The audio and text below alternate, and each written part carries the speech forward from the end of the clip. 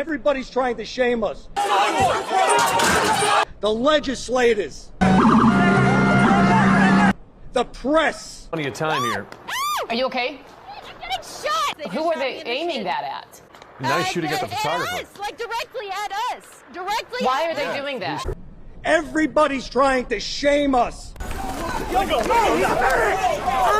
medic! Into being embarrassed.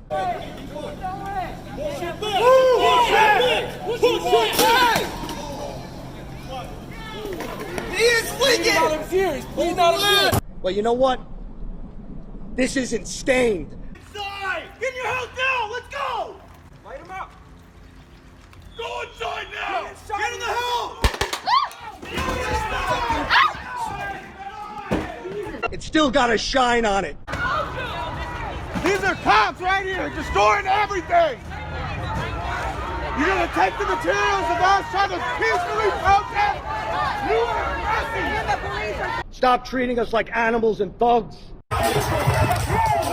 Start treating us with some respect. Fuck you! You shot a car with a pregnant woman in it! With fucking tear gas! You fucking pregnant! Shoot it again! There's a pregnant woman in the car! It's disgusting.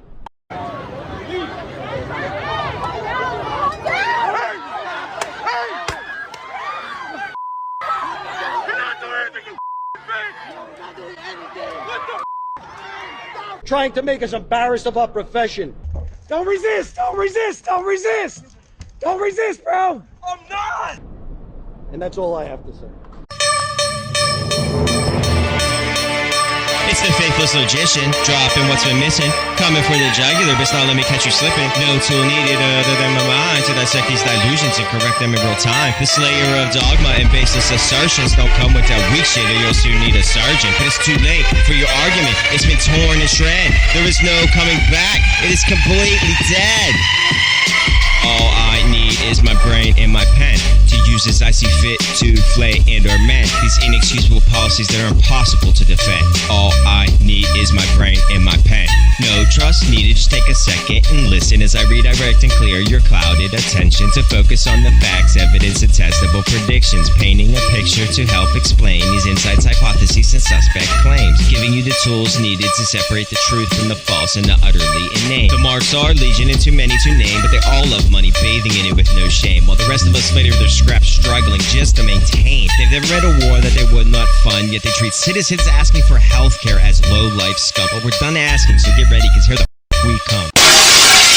This may come as a shock to some, but the police in America have one job and one job only: to protect the wealth and well-being of the owner class from the dregs of the working poor and nothing more. This has been the case since its inception, which can be traced back to the slave patrols of the 1700s and 1800s. These slave patrols were made up of white volunteers to locate and re-enslave runaways, crush uprisings and insurrection, and to ultimately enforce the draconian laws of the slave owners, and were empowered to use whatever means deemed necessary to do so, including forcefully entering one's home if they were suspected of sheltering someone they were looking for. Sadly, not much has changed, as Breonna Taylor's family can attest. Their northern, predominantly white counterparts, which were founded to specifically control a quote-unquote dangerous underclass made up of blacks, immigrants, and the poor, were not much better. After the Civil War, slave patrols were officially dissolved, as well as the black codes that followed. But these so-called black codes, which micromanaged how people with a certain amount of melanin in their skin could work,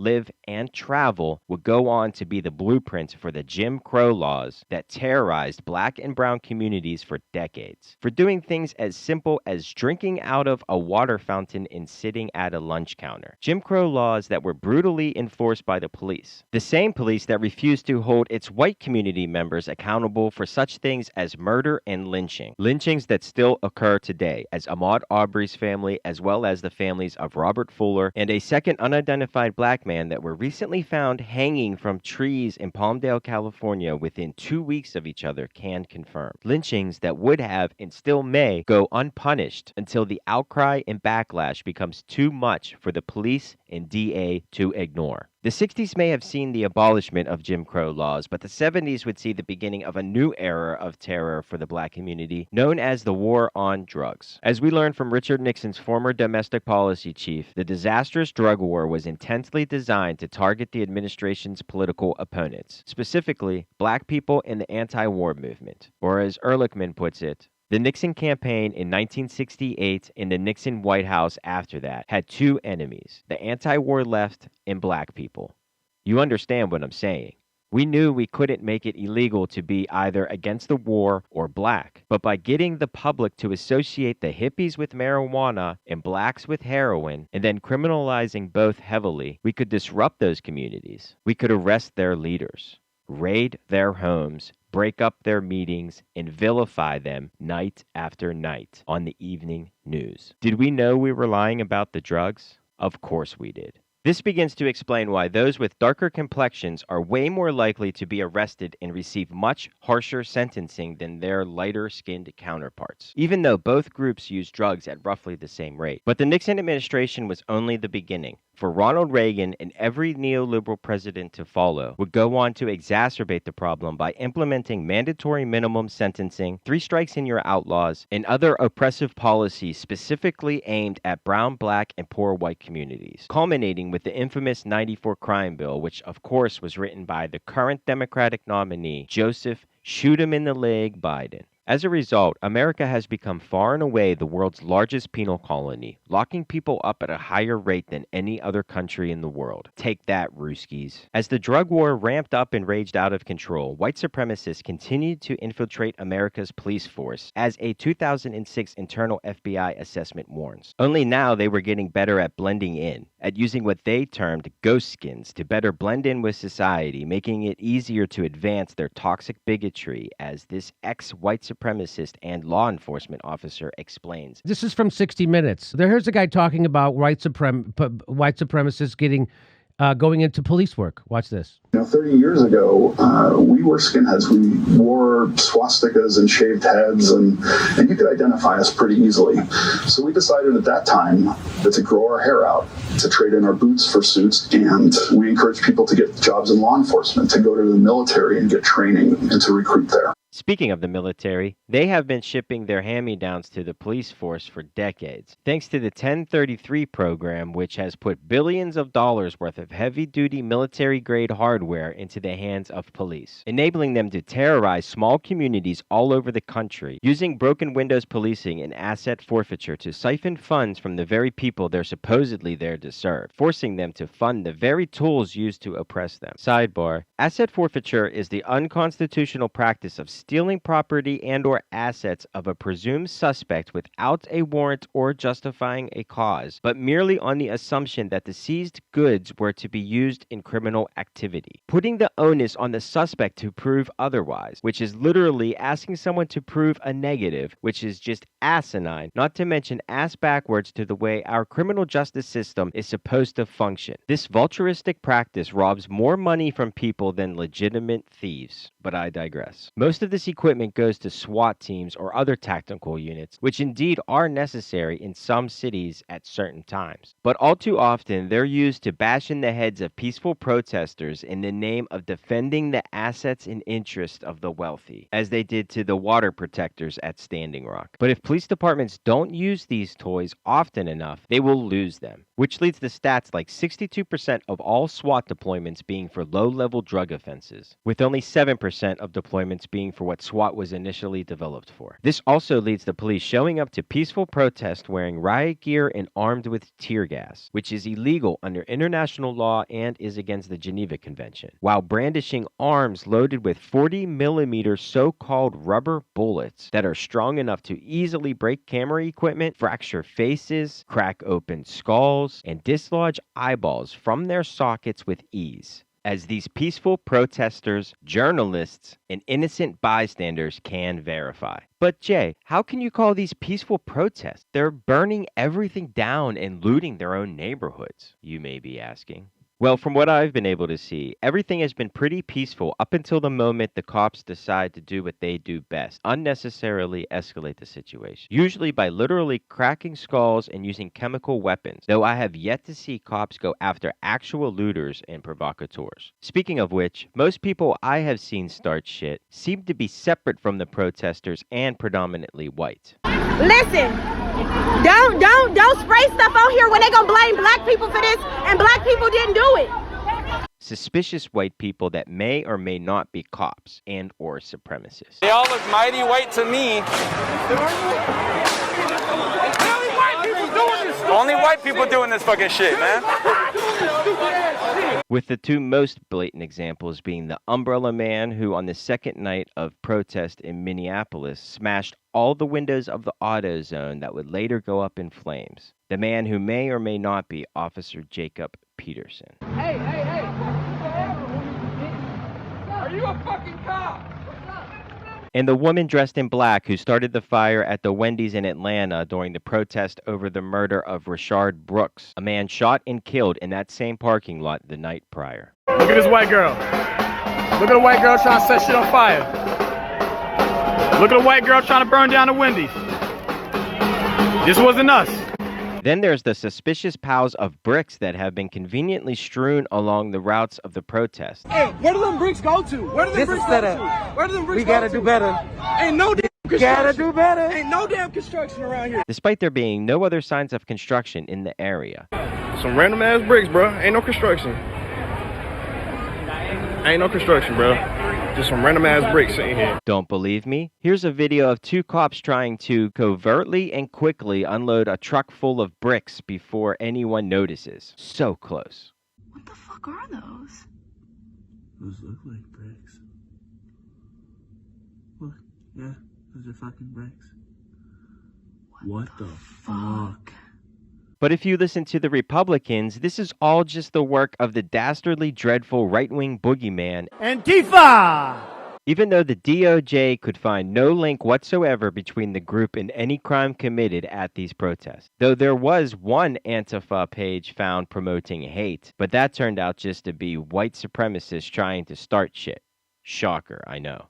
While the Democrats are sticking with their favorite scapegoat, the Russians, which is patently absurd and just plain pathetic. As far as I can tell, this is nothing but the natural outcome of the drug war combined with decades of stagnant wages and devastating neoliberal economic policies, which have hollowed out the middle and working class, along with the fact that the symbiotic relationship between white supremacy and policing has never been addressed, let alone dealt with. All topped off by the fact that our government has used the pandemic as an opportunity to raid the treasury for $4+ trillion strictly for the benefit of a few of the world's most powerful banks and investment firms. Not to mention the $9+ trillion the Fed has pumped directly into the stock market all since last September, while leaving its people to fend for themselves. So if you're going to get pissed off about looting, that's the heist to be concerned with. But no matter what the case is, if people are willing to burn down their own neighborhoods just to get people to pay attention, then we should at least take a moment to listen, no? Why do you burn down the community? Why do you burn down your own neighborhood? It's not ours. We don't own anything. We don't own anything. Trevor Noah said it so beautifully last night. There's a social contract that we all have, that if you steal or if I steal, then the person who is the authority comes in and they fix the situation. But the person who fixes the situation is killing us. So the social contract is broken. And if the social contract is broken, why the fuck do I give a shit about burning the fucking Football Hall of Fame, about burning a fucking Target? You broke the contract when you killed us in the streets and didn't give a fuck. You broke the contract when for 400 years we played your game and built your wealth. You broke the contract when we built our wealth again on our own, by our bootstraps in Tulsa, and you dropped bombs on us. When we built it in Rosewood and you came in and you slaughtered us. You broke the contract, so fuck your Target. Fuck your Hall of Fame. As far as I'm concerned, they could burn this bitch to the ground. And it still wouldn't be enough. And they are lucky that what black people are looking for is equality and not revenge.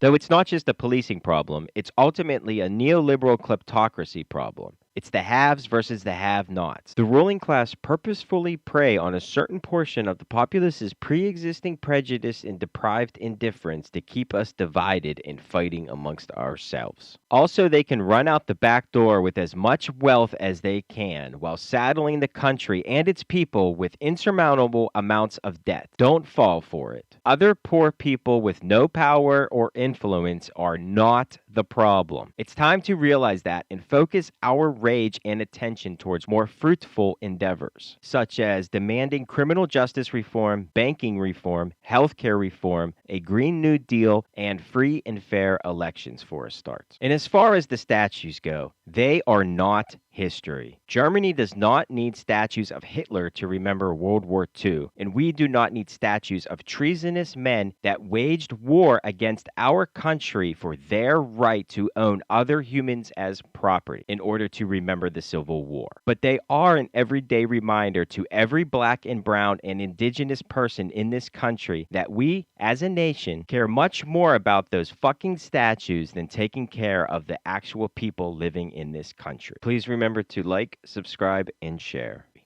Jana. The use of force against peaceful protesters is exactly connected to this legacy of slavery and of the massacre.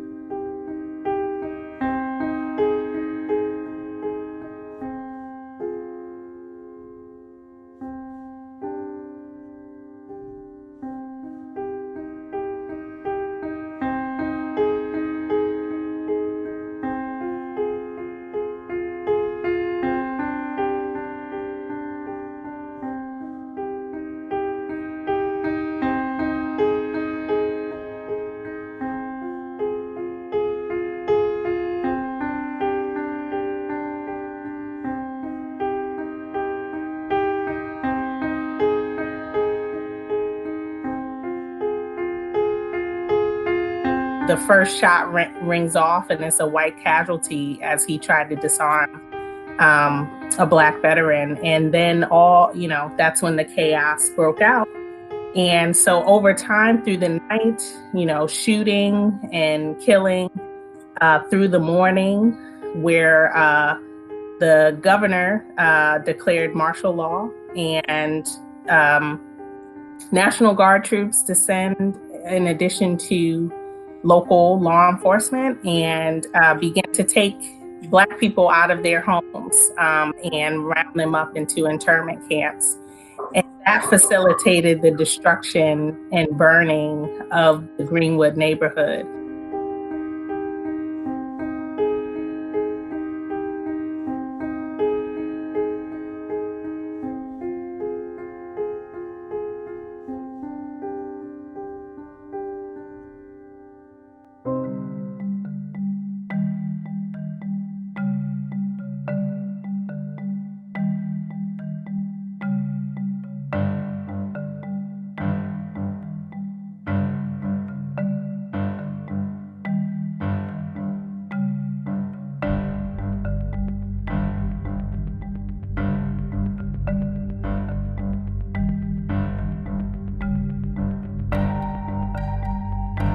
These communities were wealthy Black communities that were thriving. And you look at Greenwood today, and if you wanted to find Black Wall Street, unfortunately, you'd probably be standing under the Interstate 244 overpass, looking like, where is it?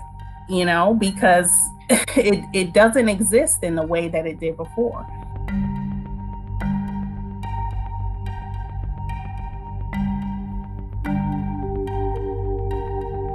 Greenwood was a, Black-owned, Black-founded, Black-funded town. They did it themselves. And without any help from the government. And then they rebuilt themselves after mass destruction without the help of the government. What does that say about us?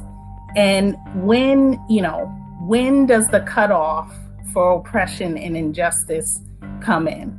Like, how long are we gonna allow these conditions to bubble, to exist in a place where we claim freedom for all? Some people are not free in these systems, and we have to address that meaningfully and with the adequate resources.